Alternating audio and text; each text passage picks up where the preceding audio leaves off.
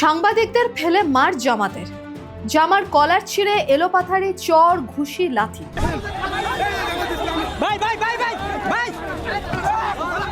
আহত সাংবাদিকদের অভিযোগ, মব করে তাদের ওপর হামলা চালিয়েছে জামাত। বাংলাদেশের প্রধান বিরোধী দল হয়েও দেদার গুন্ডাগিরি জারি দাঁড়িপাল্লার।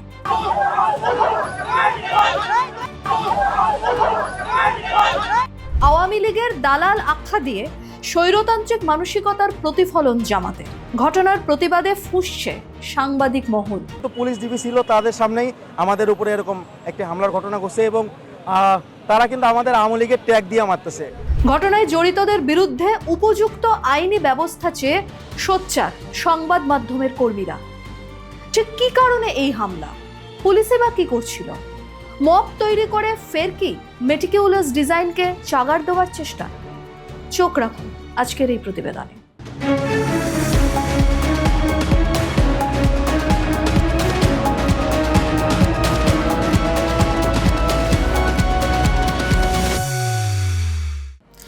রাস্তায় ফেলে একের পর এক কিল, চর, ঘুষি, নেকড়ের মতো দাঁত নখ বের করে গুন্ডাগিরি জামাতে।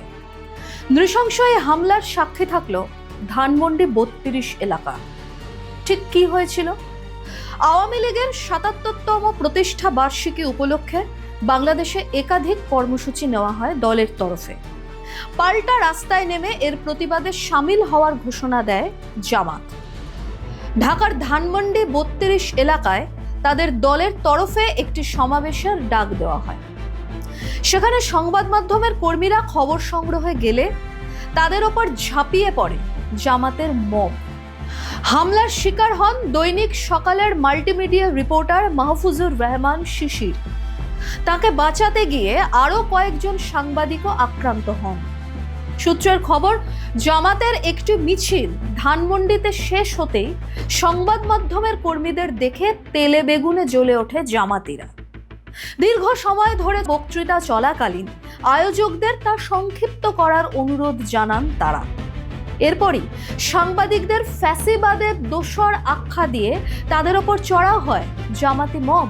মাহফুজুর রহমান শিশিরকে সামনে পেয়ে তাকে ফেলে পেটাতে শুরু করে তারা। তাকে বাঁচাতে গিয়ে বেধড়ক মার খান আরো 5 সাংবাদিক। আহত শিশিরকে বেসরকারি হাসপাতালে নিয়ে যাওয়া হয় চিকিৎসার জন্য।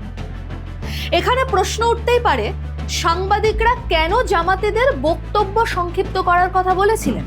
শিশিরের বয়ান অনুযায়ী হাজারীবাগ থানার আমির যখন বক্তব্য দিচ্ছিলেন তখন টিভির ক্যামেরাম্যানরা তাদের বলেছিলেন সবাই বক্তব্য না দিয়ে মূল বক্তা যেন বক্তব্য রাখেন। সবাই বক্তব্য দিলে তারা সেটি নিউজ ফ্রেমে ধরাতে পারবেন না। তখন হাজারীবাগ থানার আমির পাল্টা তাদের বলেন তারা সবাই মিলেই বক্তব্য দেবেন, সাংবাদিকরা থাকলে থাকবেন, না থাকলে থাকবেন না, সাংবাদিকদের দরকার নেই তাদের। যথেষ্ট ঔদ্ধত্যের সঙ্গে জামাতিরা এই প্রতিক্রিয়া দেয়। পাল্টা সাংবাদিকদের আই কার্ড দেখতে চেয়ে গুন্ডাগিরি শুরু করে জামাতি মব। শুরু হয় মারধর। পরপর 2 দফায় শিশুদের ওপর হামলা চালানো হয় বলে অভিযোগ। 23শে জুন 2026 প্রথম আলোয় প্রকাশিত হয়েছিল এই প্রতিবেদন। শুনে নিন আহত সাংবাদিকের বক্তব্য। আমি সেই কথার প্রতিবাদ করছি যে আপনি এই ধরনের কথা গণমাধ্যম কর্মীদের বলতে পারেন না। এরপরে জামাতের নেতা কর্মীরা আমার উপরে আক্রমণ করে। আমি জামাত দুইটা সাংবাদিক, এরপরেও তারা আমাদের মারছে। সাংবাদিকরা খবর সংগ্রহের তাগিদে কখনো বা ছবি যাতে ঠিকঠাক নেওয়া যেতে পারে তার জন্য বাইট দেওয়া নিয়ে নিজস্ব অভিমত দিতেই পারেন, কারণ তাদের ছবির ফ্রেম বুঝতে হয়। জনৈক সাংবাদিকও সেই একই তাগিদে জামাতি বক্তাকে এই আবেদন করেন। সেটি না বুঝে অশিক্ষিত অর্বাচীনের মতো এই আক্রমণ কি আসলে জামাতের স্বৈরতান্ত্রিক মানসিকতারই পরিচয় নয়? খবর সংগ্রহ ও খবরটিকে ছবি সহ ঠিকভাবে আমজনতার কাছে পৌঁছে দেওয়াই যেখানে সাংবাদিকদের কাজ, সেখানে মব করে হামলা কি গণতন্ত্রের টুটি টিপে ধরা নয়? শুনুন কি বললেন বাংলাদেশে এই সাংবাদিক। তো পুলিশ ডিবি ছিল, তাদের সামনেই আমাদের উপরে এরকম একটি হামলার ঘটনা ঘটছে এবং তারা কিন্তু আমাদের আওয়ামী লীগের ট্যাগ দিয়ে মারতেছে। আসলে যাদের নিউজ কভারেজ করার জন্য বেশিরভাগ সাংবাদিক এখানে আসছে আর তারাই আজকে আওয়ামী লীগের ট্যাগ দিয়ে মারতেছে। মানে এই জিনিসটা হাস্যোজ্জ্বল। সামান্য বাইট ঠিক মতো যাতে নেওয়া যায় সে কথা বলতেই জামাতি মবের এত গায়ের জ্বালা। উনি বলছিল যে যারা যারা ইচ্ছা চলে যান, তখনও প্রতিবাদ করছে যে আমরা কি আপনাদের কর্মী নাকি যে আপনারা এইভাবে বলবেন, জাস্ট আমরা কি আপনাদের কর্মী নাকি, এই প্রশ্নটুকু করার জন্য যে রাস্তার উপরে পিটায়া মারতে পারে তাদের অবস্থান আপনারাই বলেন। যে ধানমন্ডি 32-এ লীগের কোনো কর্মসূচি ছিল না, সেখানে সমাবেশ করে জামাত এবং সেখান থেকেই সূত্রপাত গুন্ডাগিরি।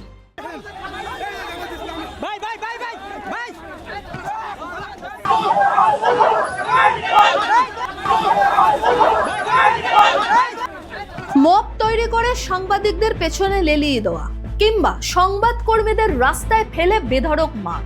অভিযোগ, পুলিশের নাকের ডগাতেই এই ঘটনা ঘটেছে। বাংলাদেশের সংবাদ মাধ্যমে জামাতের এই দাদাগিরি চাউর হতেই ড্যামেজ কন্ট্রোলে নেমে ঢোক গিলেছে জামাত। বেকায়দায় পড়ে যতই তারা সাংবাদিক নিগ্রহের ঘটনায় সাফাই দিক না কেন, বিষয়টিকে এত তুচ্ছ মনে করলে সেটি ভুল। তার কারণ বাংলাদেশেরই গত 1.5 বছরের ইউনুস জামানা, যেখানে মব সন্ত্রাস একটা বড় ইস্যু হয়ে দাঁড়িয়েছিল, যার শিকার হয়েছিলেন 496 জন সাংবাদিক, যাদের কেউ কেউ এখনো জেলবন্দী। সাংবাদিক শাহরিয়ার কবির যার জ্বলন্ত উদাহরণ।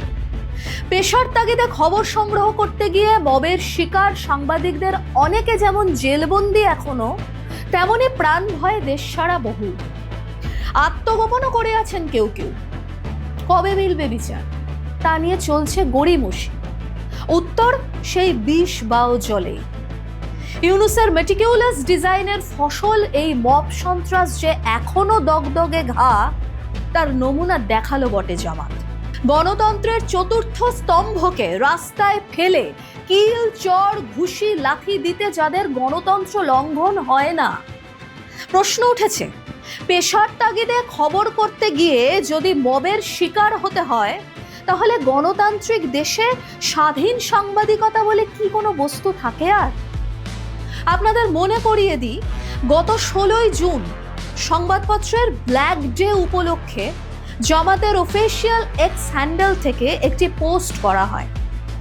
দলের সেক্রেটারি মিয়া গোলাম পারওয়ার বুক ফুলিয়ে জানিয়েছিলেন তারা নাকি গণমাধ্যমের স্বাধীনতা রক্ষায় প্রত্যয়ী। শুধু তাই নয়, বাংলাদেশের মানুষ যদি জামাতকে ক্ষমতায় আনে, তাহলে দেশের বাক স্বাধীনতা ও সংবাদ কর্মীদের স্বার্থ নিরলসভাবে রক্ষা পাবে। আপনি হাসালেন গোলাম পারওয়ার। বিরোধী দলে থেকেই যে গুন্ডাগিরি দেখাচ্ছেন সংবাদ কর্মীদের ওপর, সামান্য বাইট ফ্রেম নিতে গিয়ে যে হারে আপনাদের মব কিল, চর, লাথি, ঘুষি দিল সাংবাদিকদের, এরপরও ক্ষমতার খোয়াব। বিরোধী থেকে গণতন্ত্রের টুটি টিপছেন, আর ক্ষমতায় বসলে সেই গণতন্ত্রের চতুর্থ স্তম্ভ সংবাদ মাধ্যমেরই স্বার্থ রক্ষা করবেন। তাই নাকি সেক্রেটারি সাহেব? তার নমুনা তো দেখালেনি। আপনাদের স্বার্থ রক্ষা তো মবে, গুন্ডাগিরিতে। নিজেরাই সেই দৃষ্টান্ত তৈরি করলেন। সংবাদ মাধ্যমের কর্মীদের স্বার্থ রক্ষার প্রতিশ্রুতি দিয়ে কাজে আর এক করলেন। জামাত আছে জামাতেই। আপনারাও সহমত তো? কি মনে হয় লিখে জানান কমেন্ট বক্সে। ভিডিওটি ভালো লাগলে লাইক, শেয়ার করতে ভুলবেন না। সেই সঙ্গে চ্যানেলটি সাবস্ক্রাইবেরও অনুরোধ রইল। এরকম আরও খবর পেতে আপনাদের চোখ থাকুক জিও পালস টিভিতে।